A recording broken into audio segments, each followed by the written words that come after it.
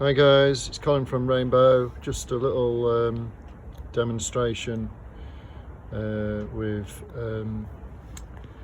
gunpowder strands come out of quickmatch. This one here is a lighter grey colour, as you can see, compared to this one here. So this one has come out of a candle, and this one has come out of another product. So we're just going to hit them with a hammer and see what happens.